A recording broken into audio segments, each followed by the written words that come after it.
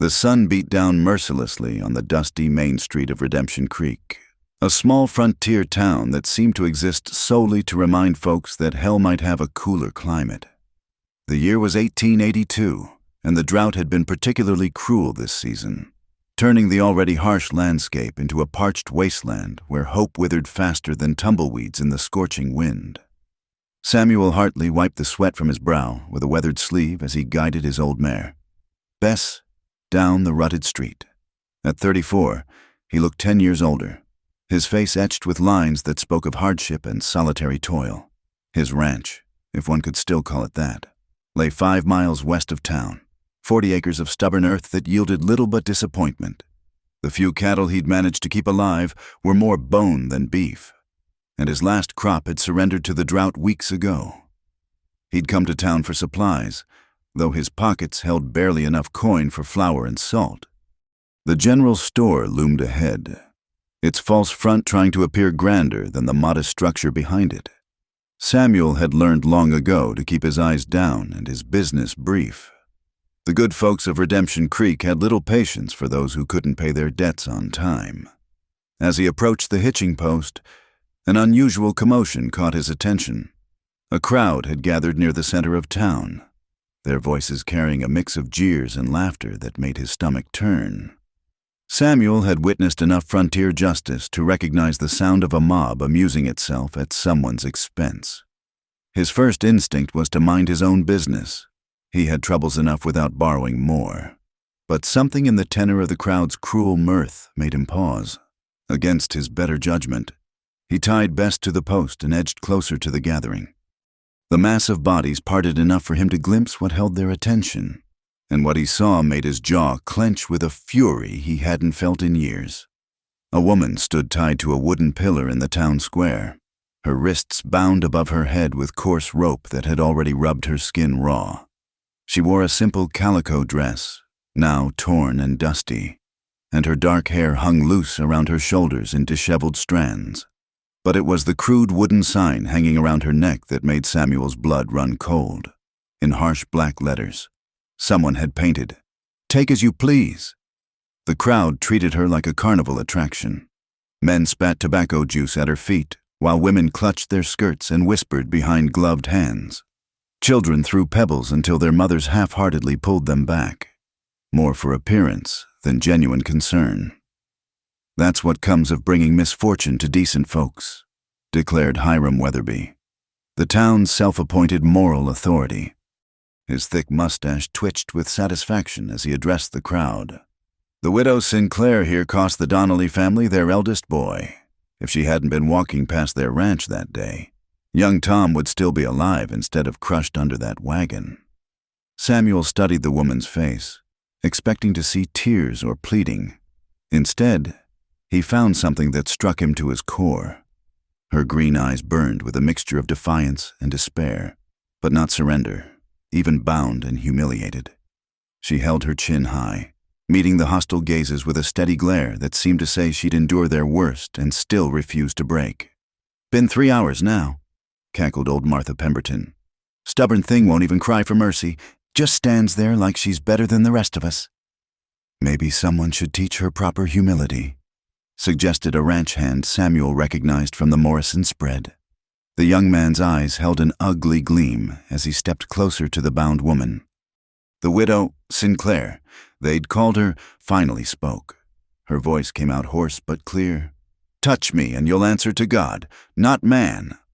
The crowd laughed harder at this, but Samuel noticed the ranch hand hesitated.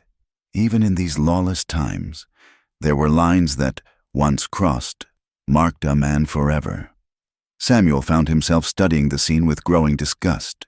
He'd seen this before, a community needing someone to blame for their misfortunes, choosing the most vulnerable target, a widow with no family to defend her, no wealth to buy justice, made for an easy scapegoat. The fact that a wagon accident had somehow become her fault spoke more about the town's need for superstition than any real guilt on her part. He thought of his own isolation, the whispers that followed him whenever he came to town. "Hartley's cursed," they'd say. "Everything he touches fails." The only difference between him and the woman at the pillar was that he still had the freedom to ride away.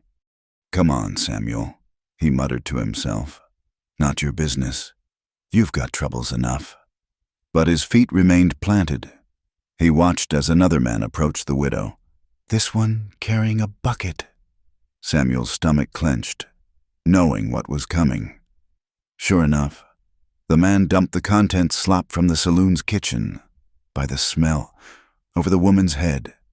The crowd roared with delight as refuse dripped down her face and dress. Still, she didn't cry. Her eyes found Samuel's through the crowd, and for a moment, something passed between them, a recognition of shared understanding, perhaps of what it meant to stand alone against the world's cruelty.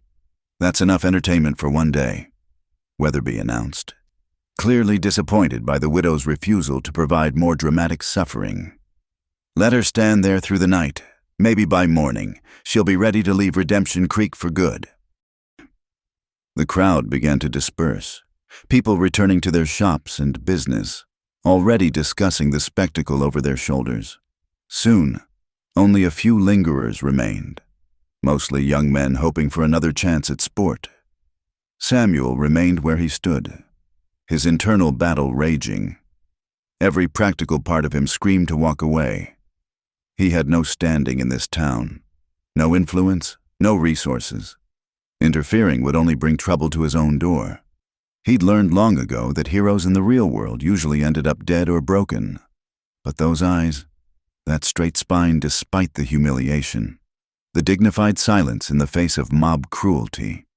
It reminded him of something he'd thought long dead in himself, the belief that right and wrong meant something, even when the whole world insisted otherwise. The late afternoon sun cast long shadows across the square. Soon it would be dark, and the woman would be alone with whatever vermin, human or otherwise, chose to visit. The thought made his decision for him. "Damn fool!" he cursed himself, but his hand moved to check the Colt at his hip. It held 5 bullets. He'd sold the 6th month ago, when he'd needed the extra penny the brass would bring. 5 bullets against a town full of hostility. Not good odds. But then again, when had the odds ever been in his favor? As the last of the crowd wandered off, Samuel Hartley stepped out of the shadows and began walking toward the pillar. Each step felt like crossing a bridge that would burn behind him, leaving no way back to the half-life of mere survival he'd known. But for the first time in longer than he could remember, he felt something stir in his chest that might have been purpose. The widow Sinclair watched him approach, her green eyes now wary with confusion. She'd expected many things from this day of torment, but not this. A stranger walking toward her with determined steps and something in his weathered face that looked almost like compassion. Samuel's boots struck the hard-packed earth with deliberate steps as he approached the pillar. The few remaining onlookers watched with growing interest, sensing fresh entertainment. The widow Sinclair's eyes tracked his movement, her body tensing despite her exhaustion. "Well, well," drawled Jake Morrison, one of the ranch hands who'd lingered. "Looks like Hartley's finally found himself a woman desperate enough for his company." Samuel ignored him, reaching into his pocket for his folding knife. The blade caught the dying sunlight as he opened it, causing several men to step forward. "Now hold on there, Hartley," warned Deputy Tom Brennan, his hand moving to his gun. "This is town business. The woman's serving her punishment fair and square." "Nothing fair about it," Samuel said quietly, his voice carrying the gravel of disuse. He moved toward the ropes binding her wrists. "And I don't recall Judge Patterson ordering this. Just a bunch of folks taking the law into their own hands. Sometimes that's what justice looks like out here," Brennan countered. Though his voice lacked conviction, even he seemed uncomfortable with the afternoon's display. Samuel met the deputy's eyes. "Then it ain't justice at all." He reached up and began sawing at the rope. The widow flinched at first, then held still, watching him with those remarkable green eyes. Up close, he could see the bruises forming on her wrists, the dignity she maintained despite the filth covering her dress and hair. "You're making a mistake, Hartley." Morrison stepped closer. "Everyone knows she's cursed, First her husband dies in that mine collapse, now the Donnelly boy. You take her part. That curse passes to you. Seems I'm already cursed according to town talk, Samuel replied, continuing his work on the rope. Might as well have company. The rope gave way suddenly, and the widow's arms dropped. She swayed, her legs nearly buckling after hours of standing. But Samuel caught her elbow, steadying her. The touch was brief, proper, but he felt her trembling through the fabric of her sleeve. You can't just, Brennan started, but Mayor Clifford Walsh's voice cut through the growing tension. What's the meaning of this? The mayor strode forward, his face flushed with indignation and too much afternoon whiskey. That woman is serving a lawfully imposed punishment. Lawfully? Samuel kept his hand on the widow's elbow, feeling her gather her strength. Which law exactly? Mayor? The one where we tie women to posts? Must have missed that in the territorial statutes. Walsh's face darkened. The law of common decency. She brings death wherever she goes. The town has a right to protect itself. From what? Bad luck? Samuel shook his head. If that were a crime, half this town would be tied to posts. A ripple of nervous laughter ran through the gathered crowd, now swelling as word spread of the confrontation. Samuel saw Martha Pemberton whispering furiously to her husband, while Hiram Weatherby pushed his way to the front. This is a matter of public safety, Weatherby declared. The woman is a walking calamity. Just last month, she walked past the Jenkins farm, and their milk cow went dry. Their milk cow was 15 years old, Samuel said dryly. That's nature, not witchcraft. The widow finally spoke, her voice hoarse but steady. I've done nothing but try to survive since my husband died. If that's a crime, then arrest me properly. But this, she gestured at the pillar, the sign still hanging around her neck. This is just cruelty dressed up as righteousness. Listen to her, Morrison spat, still proud as a peacock. That's what brought God's judgment on her in the first place. Samuel had heard enough. He reached for the sign around her neck, but she stopped him with a slight shake of her head. Instead, she lifted it over her own head and dropped it in the dust, grinding it under her worn boot heel. The crowd gasped at this act of defiance. Several women clutched their crosses, while men muttered about feminine pride and its consequences. You're done here, Samuel said to the crowd at large. Show's over. Everyone go home. You don't give orders in this town. Hartley, Walsh bristled. You can barely keep your own ranch running. What makes you think? What makes me think? Samuel interrupted, his hand moving casually to rest on his gun belt. Is that I've got nothing left to lose. Can every man here say the same? The threat hung in the air like dust motes in the fading light. Samuel Hartley might be a failed rancher, might be cursed and poor and isolated, but everyone knew he'd fought in the war between the states. He'd survived Antietam and Cold Harbor. A man who'd walked through that kind of hell and come out the other side wasn't someone to push lightly. Deputy Brennan was the first to see wisdom. Come on, folks, it's getting late. Everyone should head home for supper. This isn't over, Weatherby warned. You take that woman, Hartley. Her curse becomes yours. Every misfortune she brings will be on your head. Then I'll add it to the pile. Samuel said simply, slowly, reluctantly. The crowd began to disperse. Some shot hostile glares at both Samuel and the widow, while others seemed almost relieved that someone had finally ended the ugly spectacle. Within minutes, only a few stragglers remained, watching from doorways and windows. Samuel turned to the widow. Can you walk? She nodded, though he could see the effort it cost her. I can manage. My horse is at the general store. We'll get you out of here. They walked slowly through the town square, her hand barely touching his arm for support. He could feel the eyes following them, hear the whispers starting already. By tomorrow, the story would have grown and twisted into something even uglier. At the hitching post, Bess waited patiently. Samuel helped the widow mount, noting how she moved with practiced ease despite her exhaustion. A woman who knew horses. Then, not some delicate Eastern lady, but a true daughter of the frontier. He swung up behind her, aware of the impropriety, but seeing no other choice. She stiffened at first, then gradually relaxed against him as exhaustion won over propriety. "Where are we going?" she asked as they rode out of town. "My ranch. It ain't much, but it's 5 miles from here, and these people—" "Why?" The question held a world of confusion and wariness. "Why would you do this? You don't know me." Samuel considered his answer as they left Redemption Creek behind, the setting sun painting the desert in shades of red and gold. "Maybe because I know what it's like to be blamed for things beyond my control. Maybe because I'm tired of watching good people get ground down by small minds and smaller hearts." She was quiet for a long moment. Then, so softly he almost missed it. "My name is Catherine. Catherine Sinclair. Samuel Hartley," he replied, though she probably already knew. Everyone knew the failed rancher with the dying spread. The ride to his ranch passed in silence, broken only by the steady clip-clop of Bess's hooves and the distant cry of coyotes. As they crested the final rise, Samuel's ranch came into view, and he felt the familiar mixture of pride and shame. The main house still stood straight and true. He'd built it with his own hands in better days. But the broken fence rails, the weed-choked garden, the empty corrals all spoke of dreams turned to dust. "It ain't much," he said again, helping her dismount.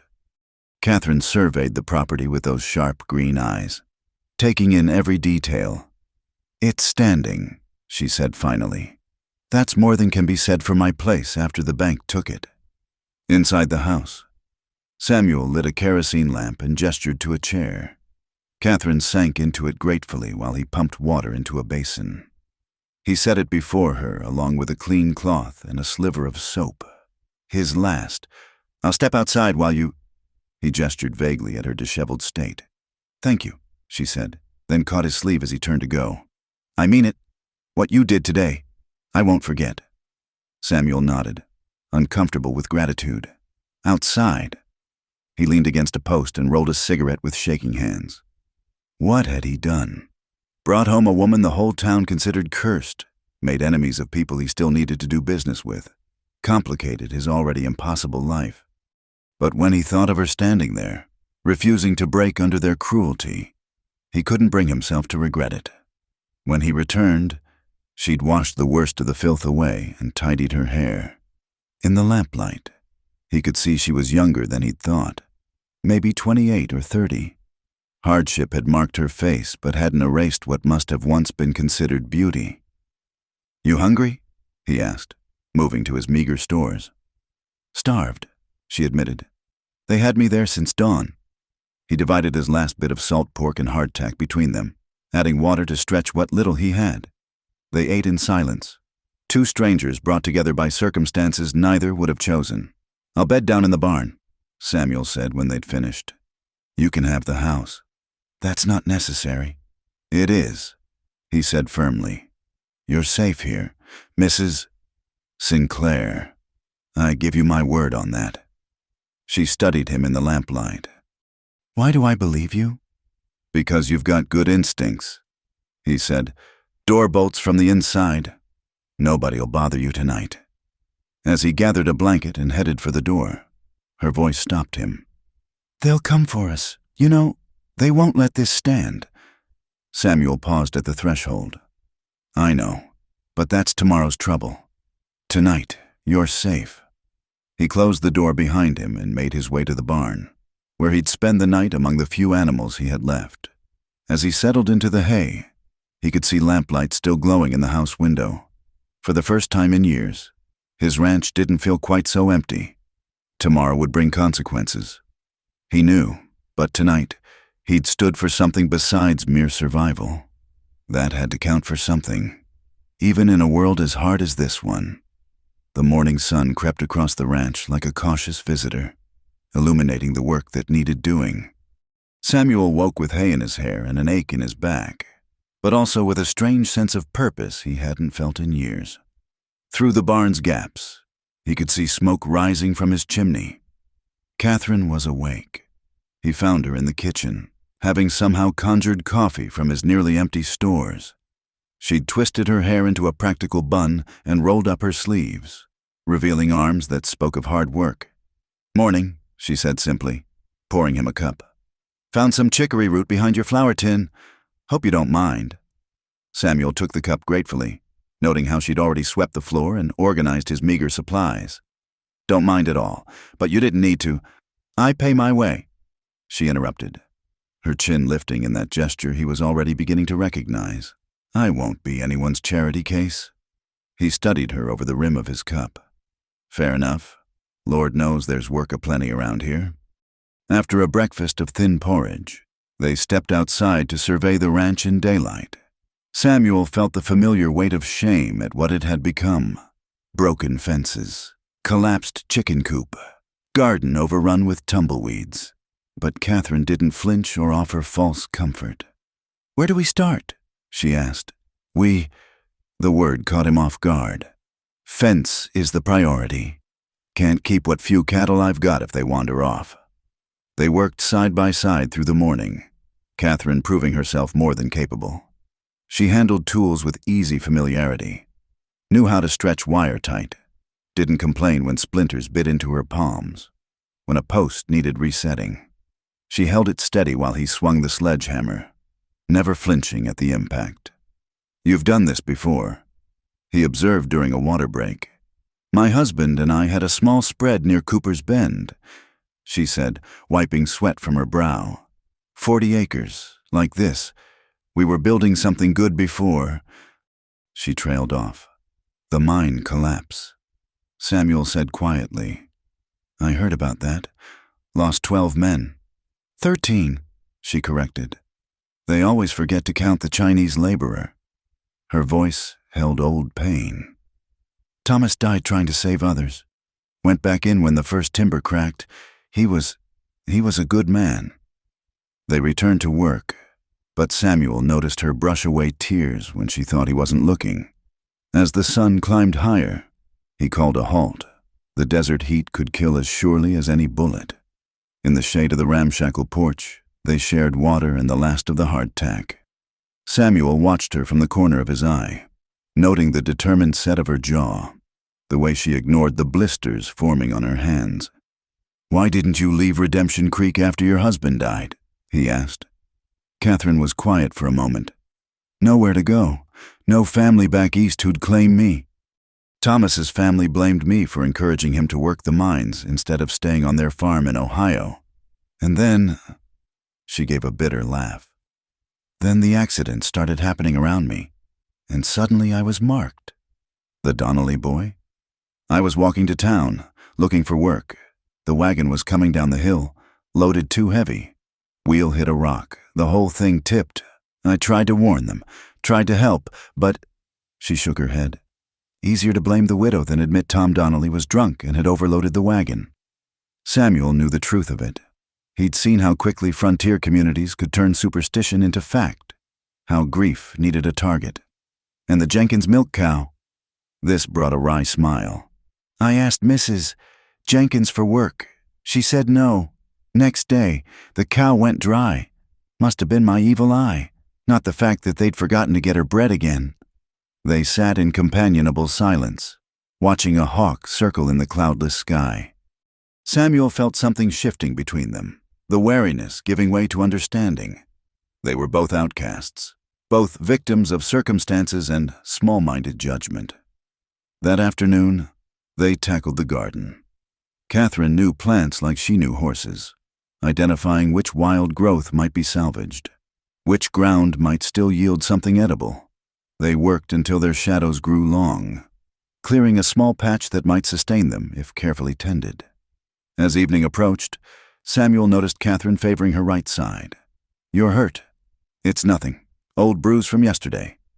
But when he insisted on looking, he found rope burns worse than he'd thought, already showing signs of infection. He fetched his medical supplies, pitifully few, but including some carbolic. "This'll sting," he warned. "Can't be worse than what I've already endured," she said, holding steady as he cleaned the wounds. His hands were gentle despite their calluses, and Catherine found herself studying his face as he worked. Weathered and worn, yes, but there was kindness in the lines around his eyes, strength in the set of his jaw. When he finished, their eyes met and held for a moment before both looked away. That night, Samuel again offered to sleep in the barn, but Catherine shook her head. "There's a perfectly good lean-to off the kitchen. I'll be fine there. You need a proper night's rest if we're to get that eastern fence section tomorrow." Samuel found he liked the sound of it. Over the next days, they fell into a rhythm. Dawn found them working side by side, mending fences, patching the chicken coop, hauling water from the well. Catherine proved herself invaluable, spotting problems he'd grown blind to, suggesting solutions that spoke of practical wisdom. She transformed the house, too. Somehow, she made their meager supplies stretch further, adding wild herbs and roots to make actual meals instead of mere sustenance. The windows, long grimy with neglect, sparkled. She even coaxed his ancient stove into working properly again. "Where'd you learn all this?" Samuel asked one evening as they sat on the porch, watching the stars emerge. "My mother," Catherine said. "She came west as a bride at 17. Had to learn quick or die. She used to say the frontier didn't care about your feelings. It only cared if you were strong enough to meet it on its own terms. Smart woman. She was." Catherine's voice softened. "Died of cholera when I was 15. Papa never recovered. That's when I learned that sometimes love isn't enough to save someone." Samuel understood that truth in his bones. They sat quietly, listening to the coyote's distant song. "Without thinking," he said, "my wife left me. Couldn't handle the failures, the constant struggle. Went back east with a traveling merchant who promised her silk dresses and a house with real glass windows. I'm sorry." He shrugged. "Can't blame her. This life isn't what I promised when we married. Every year, something went wrong. Drought, disease, cattle prices falling. I watched her love turn to resentment, then to indifference. Maybe she was right to leave." "No," Catherine said firmly. "Love means staying when things get hard. Otherwise, it's just decoration." Their eyes met in the darkness. Something passed between them, fragile as spun glass but real as the desert wind. Samuel felt it take root in his chest, equal parts hope and terror. The next morning brought a sandstorm from the north. They worked frantically to secure what they could, bringing the animals into the barn, shuttering windows, tying down anything loose. When the wind hit, it was like a living thing, clawing at the walls, seeking any weakness. They huddled in the house as sand filtered through every crack. Samuel had weathered many such storms alone, but having Catherine there transformed it. She told stories of her childhood. He shared memories of better times, and somehow the howling wind seemed less threatening. When she laughed at something he said, a real laugh, not the bitter kind, he realized he was smiling, too. How long since he'd felt this lightness? How long since his house had held laughter? The storm passed near midnight, leaving the world scoured clean. They ventured out to assess the damage, finding it less than feared. Working by moonlight, they freed a calf that had gotten tangled in a wire, Catherine soothing it with gentle words while Samuel cut it free. "You're good with animals," he observed. "They're honest," she said. "They don't judge you for things beyond your control." As they walked back to the house, Samuel found himself thinking about honesty, about the walls people built against hurt, about the courage it took to trust again. Catherine had shown him that courage daily, in her work, her determination, her refusal to be broken by cruelty. "Thank you," he said suddenly. She looked at him in surprise. "For what?" "For reminding me that this place could be more than just endurance." Her smile was soft in the moonlight. "You reminded me that there are still good men in the world. I'd say we're even." That night, neither suggested the barn or lean-to. Without words, they prepared for bed in their separate rooms. But the house no longer felt divided. It felt like what it had never truly been before, a home. As Samuel lay in the darkness, he thought about the work still needed, the challenges ahead, the town that wouldn't forget or forgive. But for the first time in years, these thoughts didn't weigh him down. Somewhere in the house, he could hear Catherine moving about, humming softly, a melody he didn't recognize but that spoke of contentment. Tomorrow would bring its trials, But tonight, his ranch held two people who understood that some things were worth fighting for, worth building together. The storm had passed, leaving the air clean and full of possibility. And in that possibility, something that might have been love began to grow, as tenacious and surprising as any desert bloom. The sound of hoofbeats woke Samuel before dawn. He'd been expecting this for 2 weeks, ever since he'd cut Catherine down from that pillar. Rising quietly, he grabbed his Winchester and moved to the window. 6 riders approached through the morning mist, their intentions clear in the way they spread out to surround the house. Samuel, Catherine appeared in the doorway, already dressed, his old Colt Navy revolver in her hand. She'd found it in a drawer and cleaned it without asking, just as she'd taken on a dozen other tasks that made his life bearable. "Stay inside," he said, checking his rifle. "This is my fight." "Our fight," she corrected, moving to the other window. "They're here for both of us." There was no time to argue.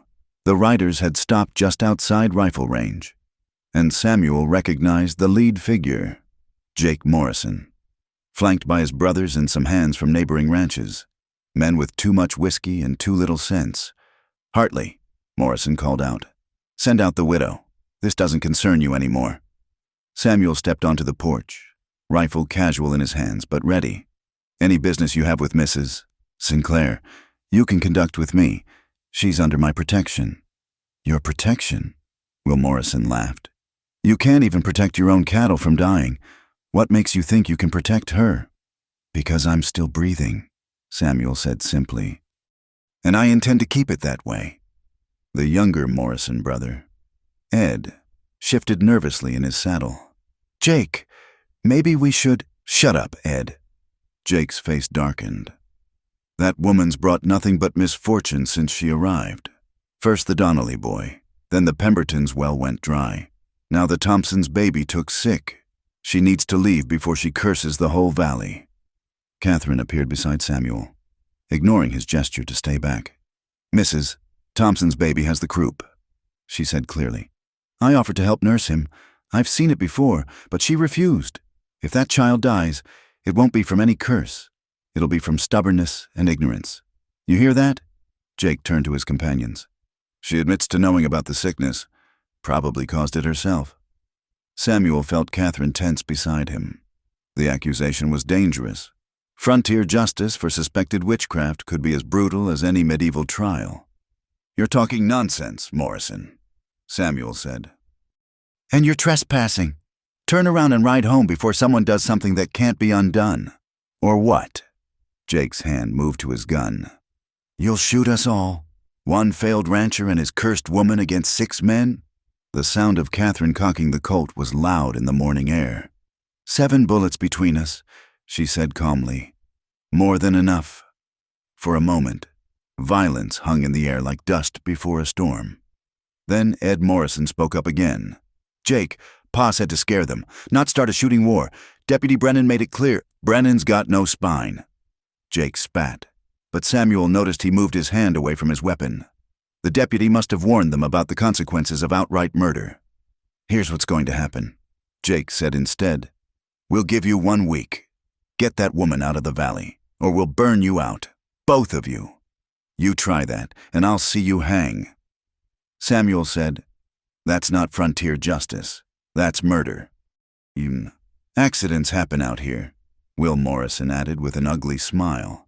"Lanterns get knocked over. Fires spread quick in this drought. Terrible tragedy, everyone would say." They wheeled their horses around, but Jake turned back for a final word. "1 week, Hartley. Don't test us." As the riders disappeared into the distance, Samuel felt Catherine sag beside him. He caught her elbow, steadying her, and was surprised to feel her trembling. "I should go," she said quietly. "This isn't your fight. You've done enough." "You're not going anywhere." The fierceness in his own voice surprised him. "This is my land, my choice. They don't get to drive you off like some stray dog." She looked up at him, those green eyes bright with unshed tears. "Why? Why does it matter so much to you?" The words came without thought. "Because you matter to me." The admission hung between them, raw and honest. Catherine's breath caught, and for a moment they stood frozen, the morning sun painting everything gold. Then she stepped back, composing herself. "We should reinforce the doors," she said practically, "and fill every bucket with water. If they come back—" "They will." Samuel set his rifle aside, already planning. "But we'll be ready." They spent the day in preparation. Samuel cleaned and loaded every weapon he owned, while Catherine organized supplies and mapped out defensive positions. She had a tactical mind, suggesting placements that would maximize their coverage while minimizing exposure. "You've done this before," he observed, watching her sketch sight lines in the dust. "My father fought in the Mexican War," she said. "He used to draw battles for me when I was young. Said a woman alone needed to know how to defend herself."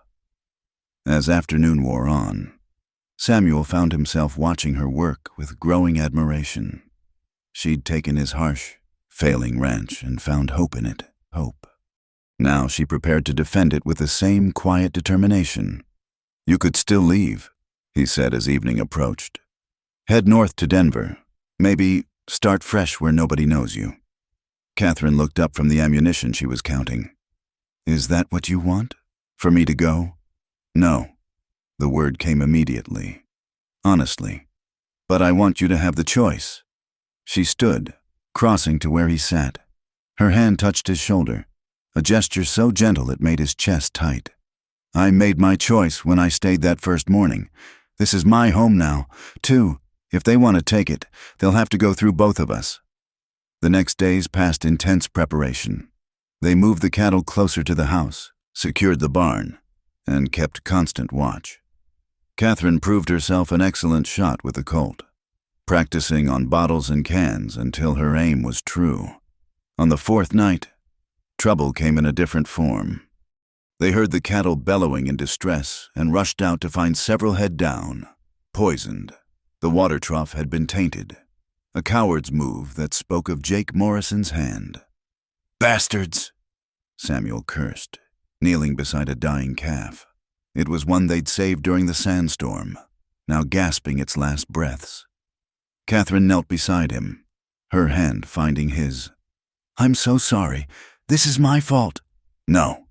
He gripped her fingers tightly. "This is their doing, their choice. Don't take their sins on yourself."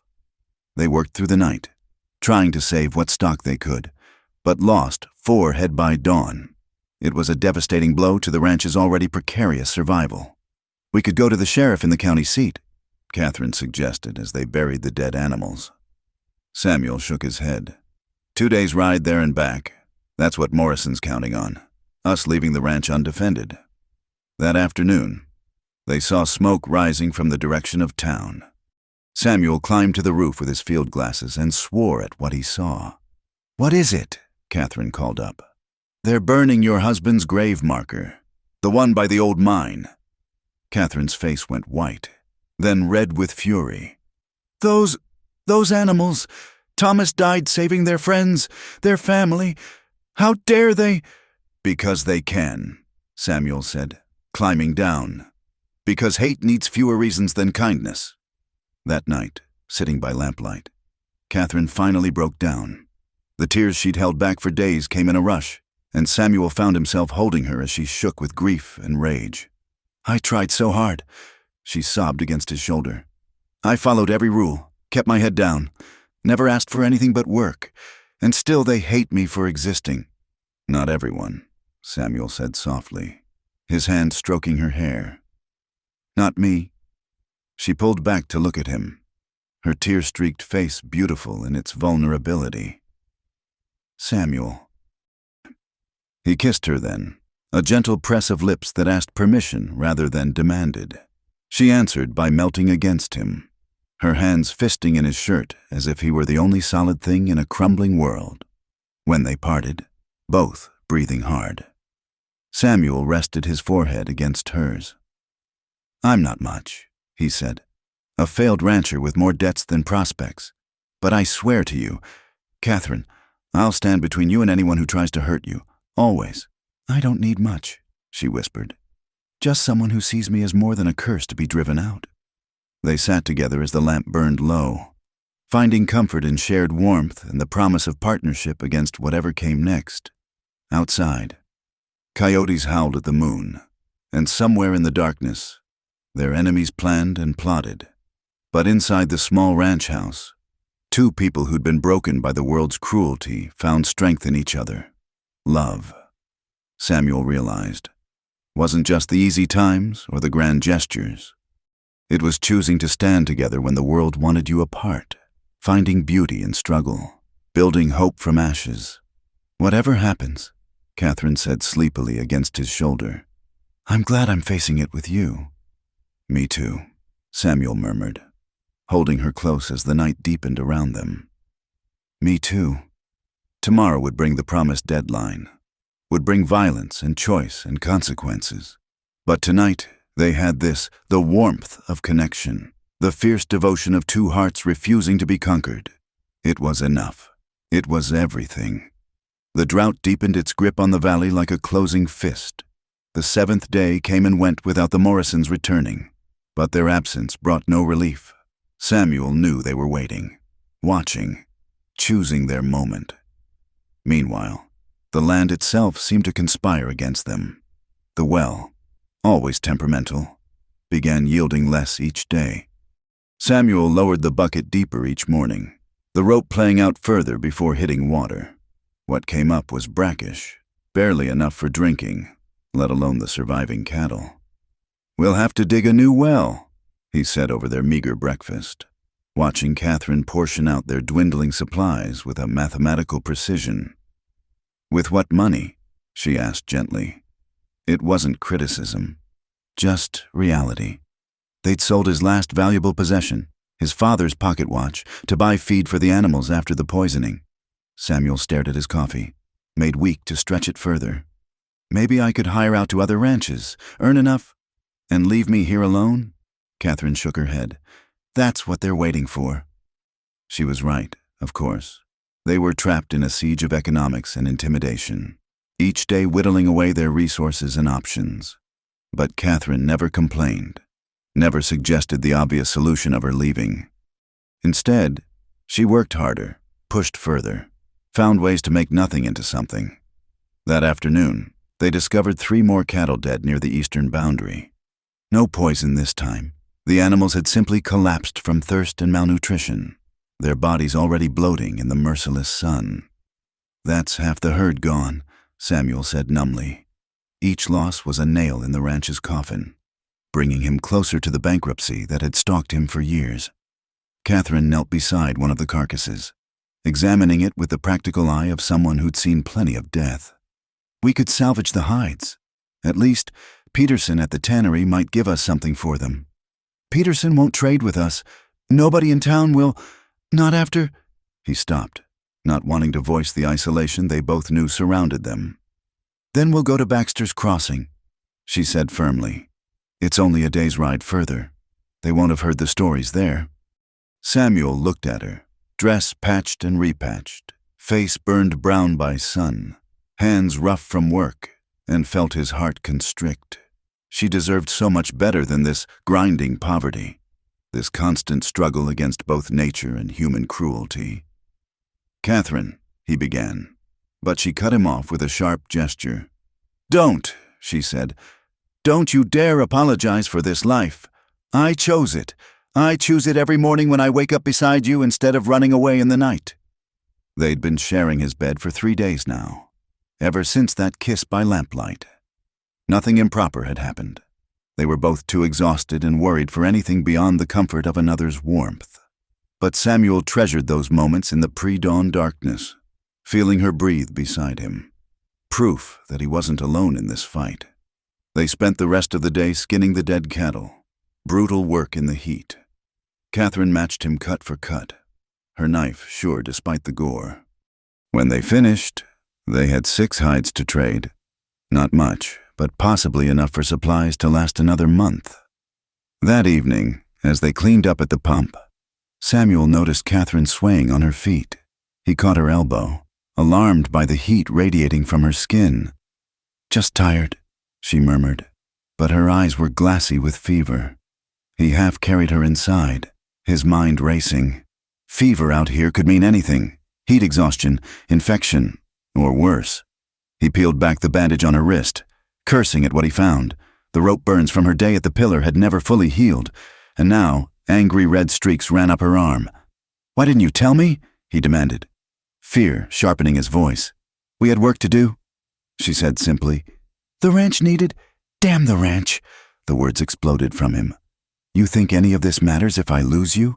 Catherine's fevered eyes focused on his face. "You won't lose me. I'm too stubborn to die." But as night fell and her fever climbed, Samuel wasn't sure stubbornness would be enough. He bathed her burning skin with precious water, forced willow bark tea between her cracked lips, and prayed to a God he'd long stopped believing in. In her delirium, she called for Thomas, apologizing for things Samuel didn't understand. Then she gripped his hand with surprising strength. "Don't let them put me back on the pillar," she begged. "Please, Samuel, not again." "Never," he swore. "You're safe. You're home." The fever broke near dawn, leaving her weak but lucid. Samuel, who hadn't slept, felt relief so profound it left him shaking. He pressed his face to her damp hair, breathing in the scent of life and sweat and survival. "Still here," she whispered, her hand finding his cheek. "Still here," he confirmed. But their relief was short-lived. As Catherine recovered over the next days, the ranch's situation worsened. The well finally gave out completely, yielding only mud.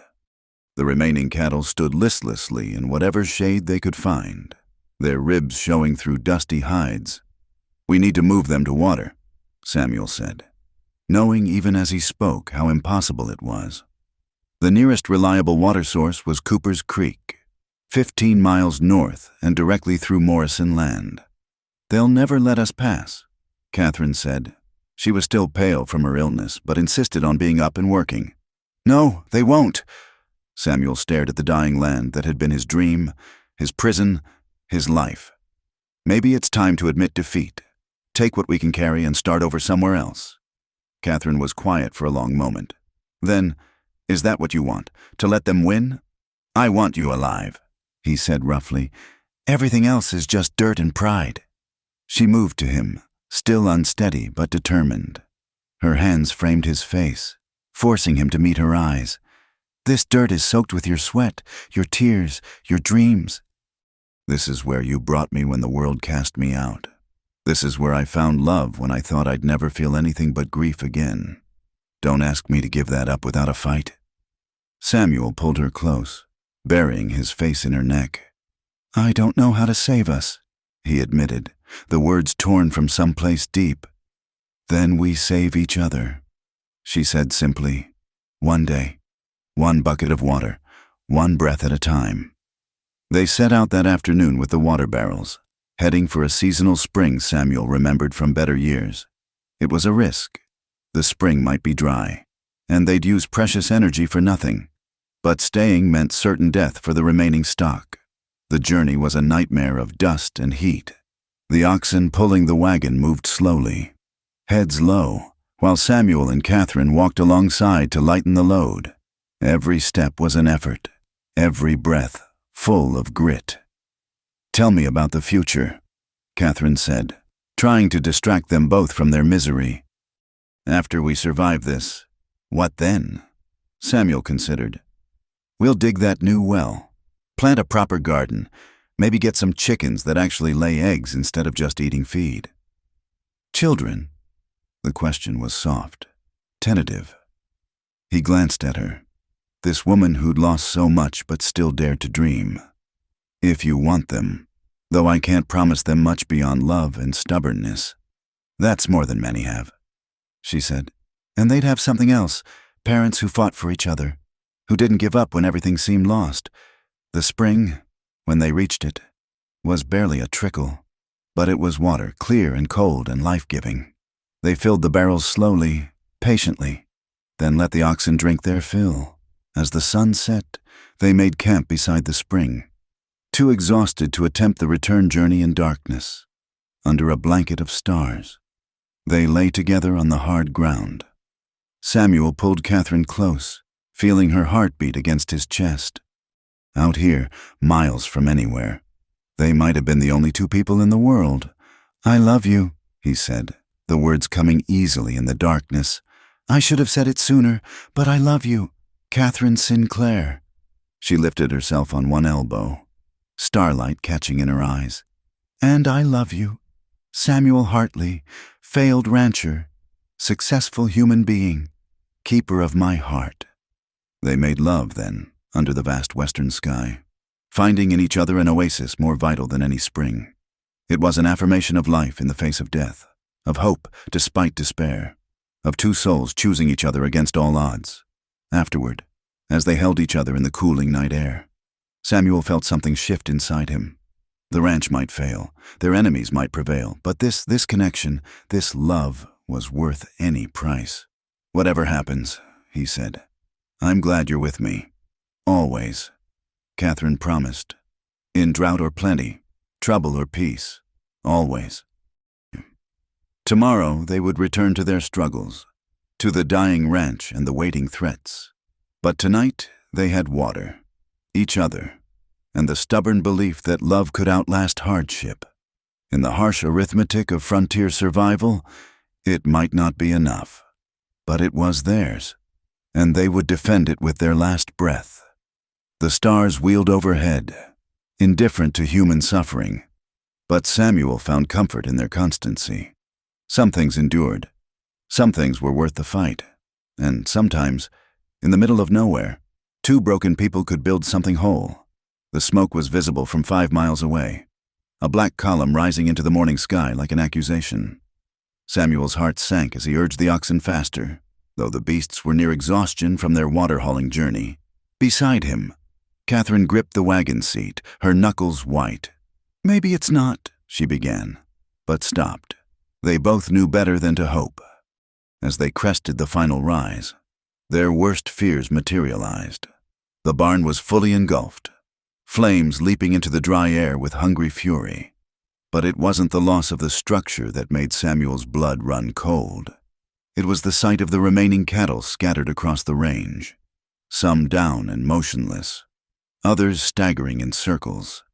"They've been shot," Catherine breathed, horror in her voice. Samuel jumped from the still-moving wagon, rage flooding through him like wildfire. His animals, the few he'd managed to keep alive through drought and hardship, slaughtered out of pure spite. He knelt beside a heifer he'd bottle-raised from a calf, her brown eyes now vacant, blood pooling beneath her. "Murderers," he snarled, his hand clenching in the dusty hide. Catherine was already running toward the house, and Samuel's heart stopped. If they'd burned the house too, but it stood intact, though the door hung open ominously. Catherine disappeared inside, while Samuel fought the futile urge to try saving something from the barn. The structure was too far gone, already beginning to collapse in on itself. "Samuel!" Catherine's cry brought him running. He found her in the main room, staring at words painted across the wall in what looked like cattle blood. "Widow brings death. Leave or burn." "They were inside," she said, her voice shaking. "They were in our home, touching our things." Samuel pulled her against him, feeling her tremble. The violation of their sanctuary, the place where they'd found love and safety, was almost worse than the destroyed property. "Pack what you can carry," he said grimly. "We're going to town." "Samuel, no, that's what they want. I'm done running, done hiding." He moved to the bedroom, pulling out the ammunition box. "They want to accuse you of bringing death. Let them say it to our faces, in front of witnesses." Catherine watched him load his guns with steady hands. "They'll arrest you if you start shooting." "Maybe. Or maybe it's time someone reminded them that frontier justice cuts both ways." They loaded what few valuables remained onto the wagon. Some clothes, Catherine's Bible, the daguerreotype of Samuel's parents, a bag of flour that had escaped contamination. The rest would have to be abandoned. As they prepared to leave, Samuel took one last look at his ranch. His dream turned to ashes. "I'm sorry," Catherine said softly. "If I hadn't come, then I'd have faced this alone." Samuel finished, "Don't apologize for being the one good thing in my life. Catherine, not ever. The ride to town was tense, both of them armed and watching for ambush. But the road remained empty, their enemies apparently confident they'd broken Samuel's will. They didn't know him as Catherine did. Didn't know that beneath the quiet exterior lay steel forged in war and loss. Redemption Creek seemed to hold its breath as they rolled down Main Street. Faces appeared in windows. Folks stepped out of shops to stare. The burned barn smoke still marked the sky behind them, testament to the night's violence. Samuel stopped the wagon in front of the sheriff's office. Deputy Brennan emerged, his face cycling through surprise, worry, and resignation. "Samuel, Mrs. Sinclair," he began carefully. "I heard there was some trouble." "Trouble?" Samuel's voice carried across the square. "Is that what you call it when men burn a man's barn and slaughter his stock? When they paint threats in blood on his walls?" A crowd was gathering, drawn by the drama. Samuel saw Morrison's men among them, trying to look innocent. Jake himself leaned against the saloon wall, a satisfied smirk playing on his lips. "Now, Samuel." Mayor Walsh appeared, sweating despite the morning cool. "Let's not make accusations we can't prove." "I'm not here to prove anything," Samuel said. He helped Catherine down from the wagon, keeping her close. "I'm here to say what needs saying. You want someone to blame for your misfortunes? Fine. But look in a mirror first." He raised his voice, addressing the growing crowd. "Tom Donnelly died because his wagon was overloaded and he was drunk. The Pembertons' well went dry because they dug it in the wrong place. Despite advice, the Thompson baby has croup because his parents are too proud to accept help from anyone, especially a woman who knows healing." "She's cursed," someone shouted from the crowd. Everything she touches gets blamed on her." Samuel interrupted. "Because it's easier than admitting your own failures. Well, I've got news for you. My ranch was failing long before Catherine arrived, but she made it better. She worked beside me, never complaining, never asking for anything but dignity." Catherine stepped forward, her chin high despite the hostility radiating from the crowd. "I've lost my husband, my home, my reputation.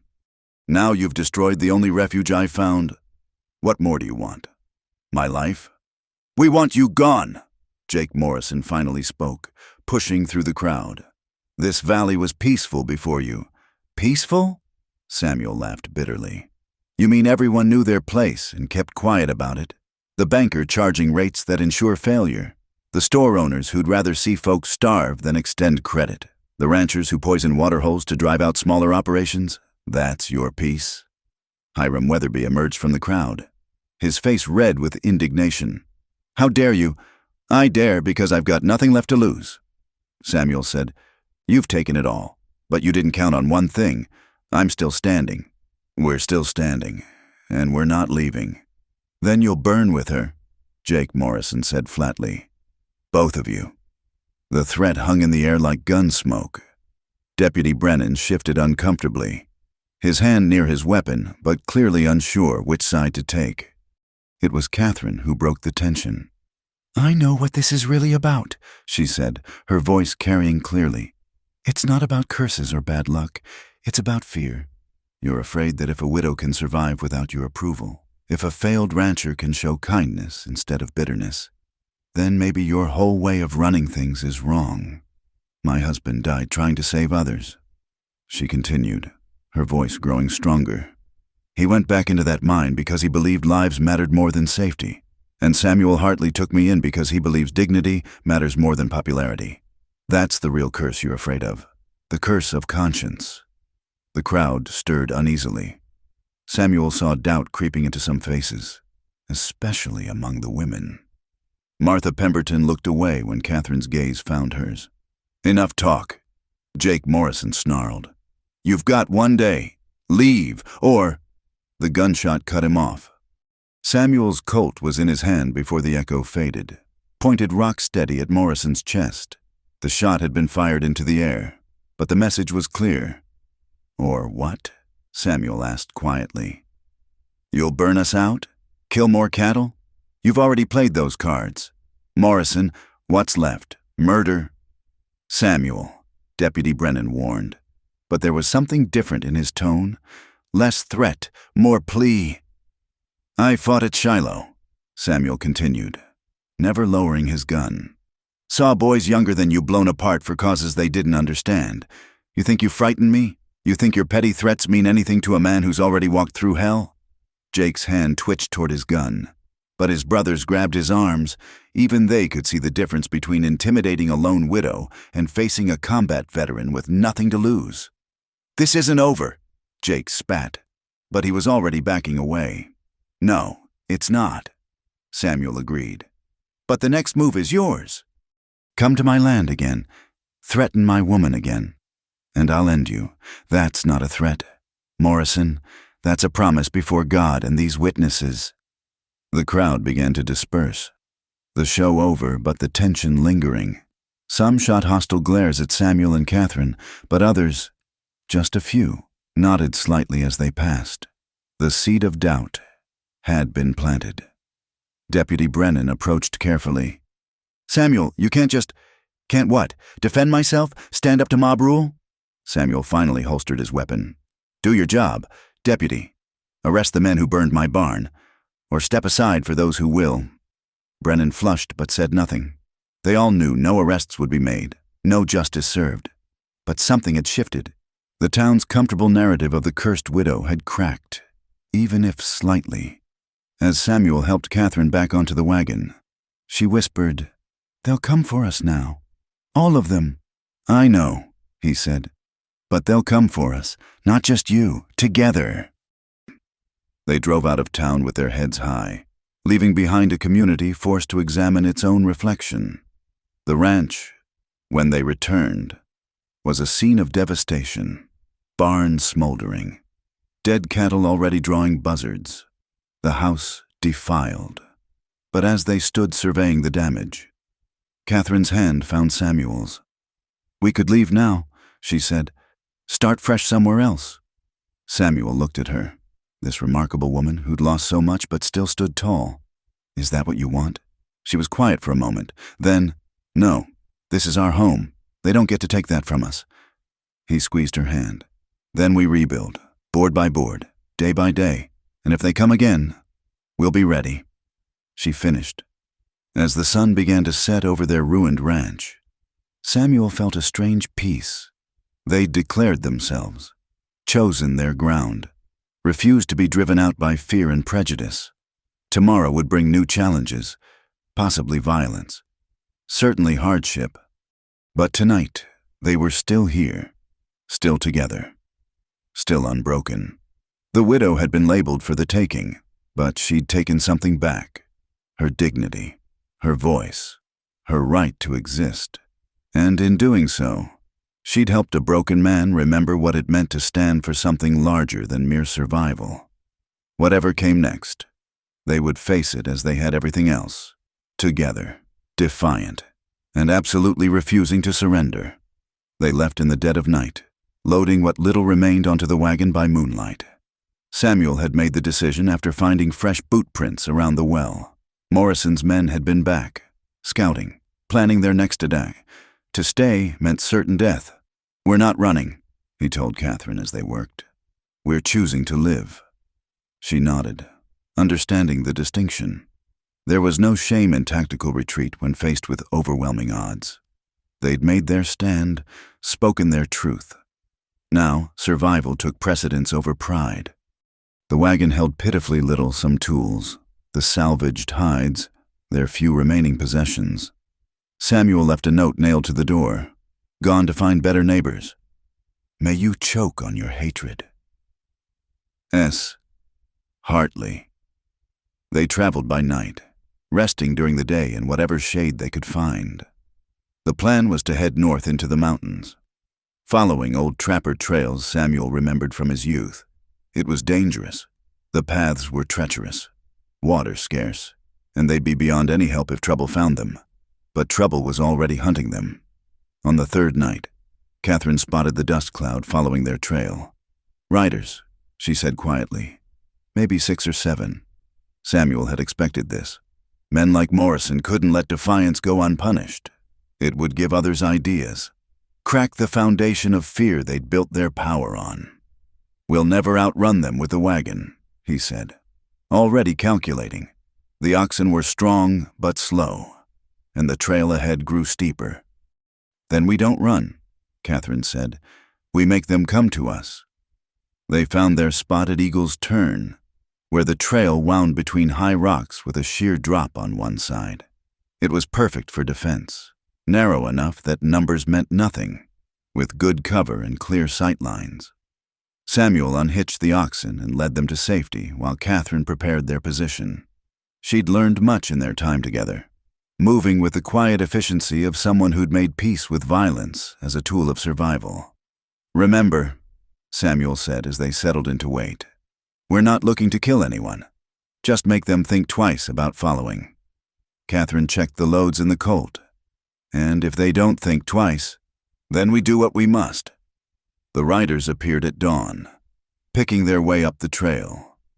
Samuel recognized Jake Morrison in the lead, his brothers flanking him. Behind them rode 4 men he didn't know, hired guns, by their look. This wasn't a posse anymore. It was a death squad. "Hartley," Jake called out when they were within earshot. "We know you're up there. Come down and face justice like a man." "Whose justice?" Samuel called back. "Yours? I'll take my chances with God's judgment instead. You burned the Pemberton place before you left." Will Morrison shouted. "Killed their dog, poisoned their well. Now you'll hang for it." Catherine's sharp intake of breath matched Samuel's own anger. The Pembertons had been neutral in the conflict, and now Morrison was using them to justify murder. "Liar," Catherine's voice rang out. "We left Redemption Creek 3 nights ago. Ask anyone who saw us go. The word of a cursed widow and a failed rancher against upstanding citizens?" Jake laughed. "Who do you think they'll believe?" Samuel sighted down his rifle barrel. The range was long but manageable. "Last chance. Morrison, turn around. Live to lie another day." The response came in gunfire. The hired guns opened up, their shots sparking off the rocks around Samuel and Catherine's position. They returned fire carefully, conservatively, making each shot count. The battle was brief but intense. Samuel dropped one of the hired gun's horses, sending the man tumbling. Catherine's shot took another man's hat off, close enough to graze his scalp. The narrow trail worked in their favor. The attackers couldn't spread out or flank them. "Pull back!" one of the hired guns shouted after his partner took a bullet in the shoulder. "This ain't worth dying for." But Jake Morrison's rage overrode sense. He spurred his horse forward, trying to charge their position. It was suicide on the narrow trail, and his horse knew it even if he didn't. The animal balked, rearing, and Jake tumbled backward. For a moment, he teetered on the edge of the trail, arms windmilling. His brothers lunged forward to grab him, but they were too late. With a scream that echoed off the canyon walls, Jake Morrison plummeted over the edge. The silence that followed was absolute. Then Will Morrison's anguished cry. "Jake! Jake!" "He's gone," one of the hired guns said flatly. "No one could survive that fall." Ed Morrison looked up at the rocks where Samuel and Catherine sheltered, his face a mask of grief and rage. "You killed him! You murdered my brother!" "He killed himself," Samuel called back. "With hatred and stupidity. Take your wounded and go. It's over." For a tense moment, violence hung in the balance. Then the lead hired gun spoke up.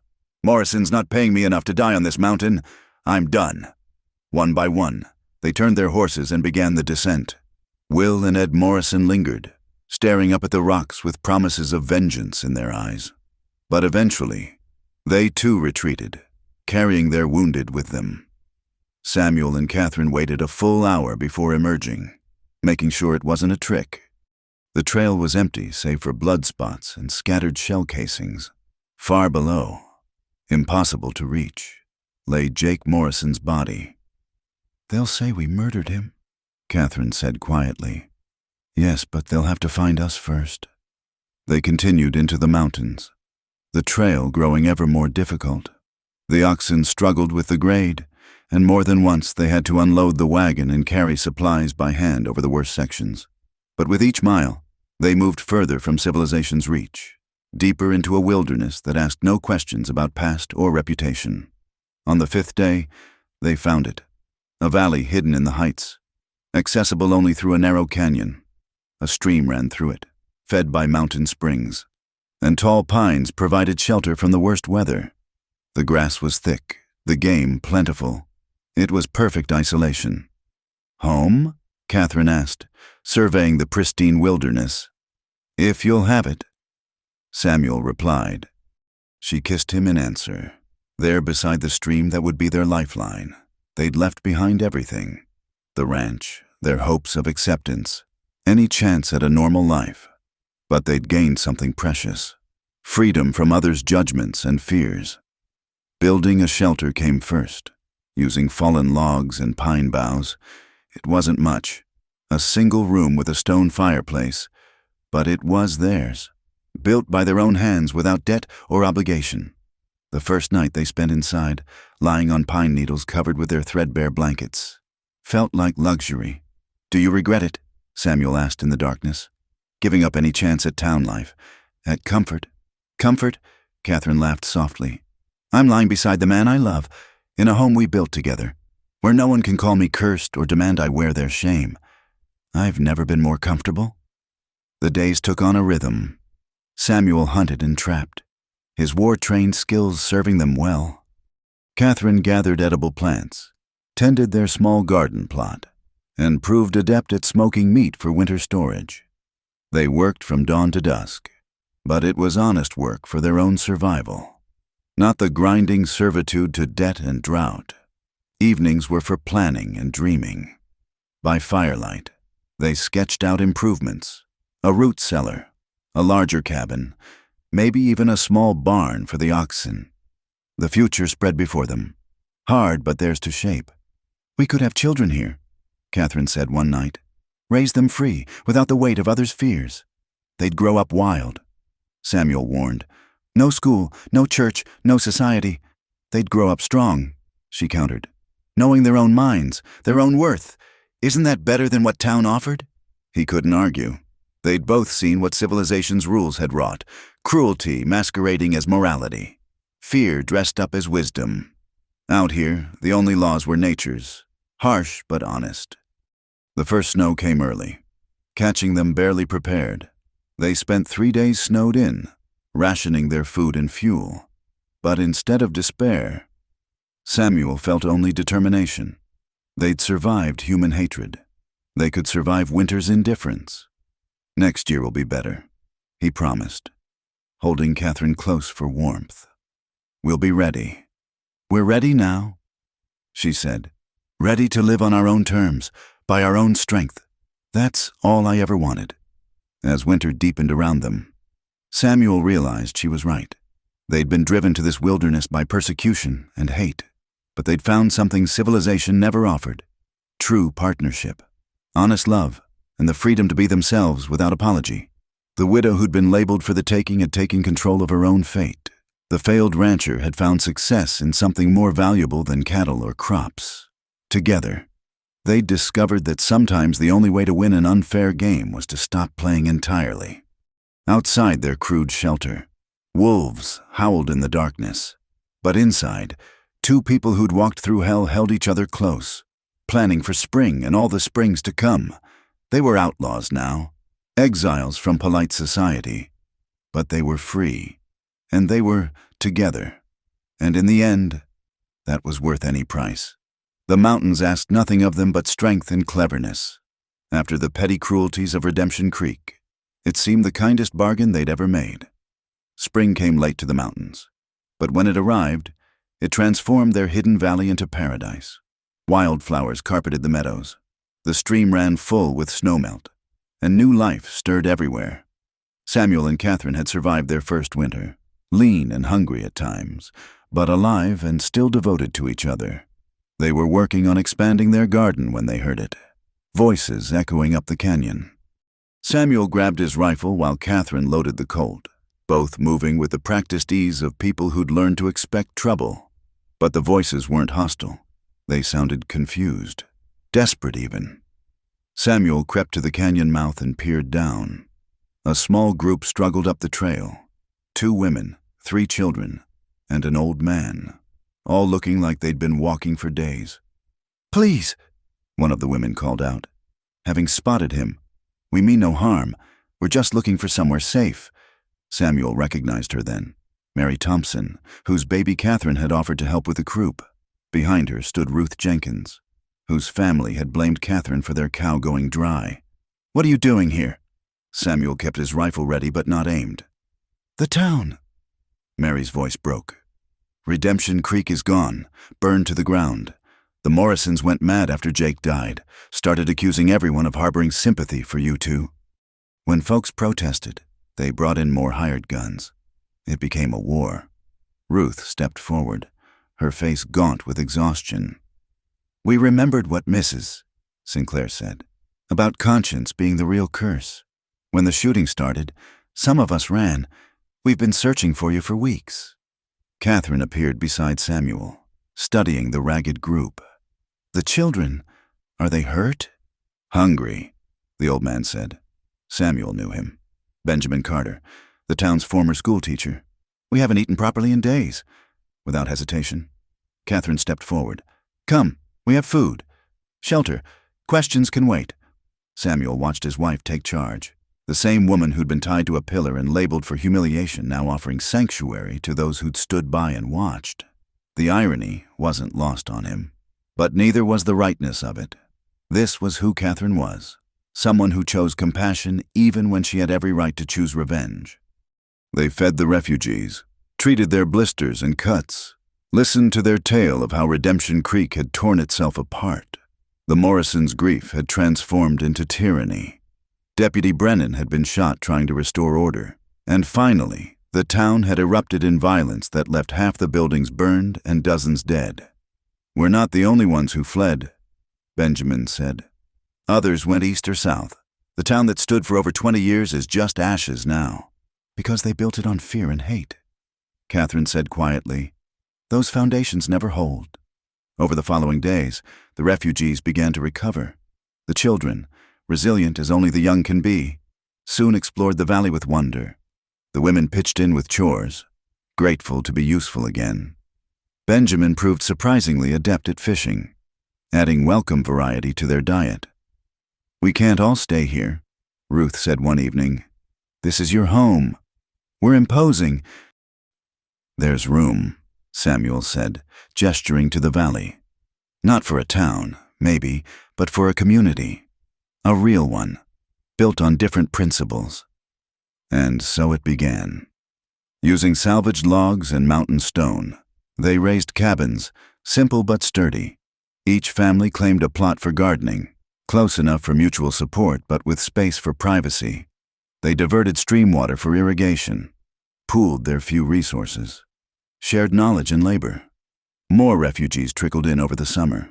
A Mexican family who'd been driven out years before, a Chinese miner who'd survived the violence, a black cavalry veteran and his wife seeking a place where their children could grow up free. Each brought skills, stories, determination to build something better than what they'd left behind. Samuel watched it happen with wonder and some amusement. He and Catherine had fled to escape people. Yet here they were, accidentally founding a settlement. But this was different from Redemption Creek. Here, no one spoke of curses or demanded conformity. Differences were celebrated as strengths, not feared as threats. Catherine bloomed in her new role. Her knowledge of healing, so rejected in town, now saved lives. She taught the children alongside Benjamin, tended the sick, mediated disputes with wisdom born from suffering. The woman they'd called cursed became the heart of their small community. "You've built something extraordinary," Samuel told her one night as they sat outside their cabin, now properly chinked and roofed with shingles. Below them, other cabins glowed with lamplight, and they could hear laughter from the Carter children. "We built it," she corrected. "All of us, together. Even you, my antisocial hermit." He laughed, pulling her close. It was true. He who'd wanted only isolation now found joy in community. As long as it was the right kind, these people had chosen to be here, chosen to live differently. That made all the difference. By autumn, their settlement had grown to 8 families. They held a meeting to decide on a name.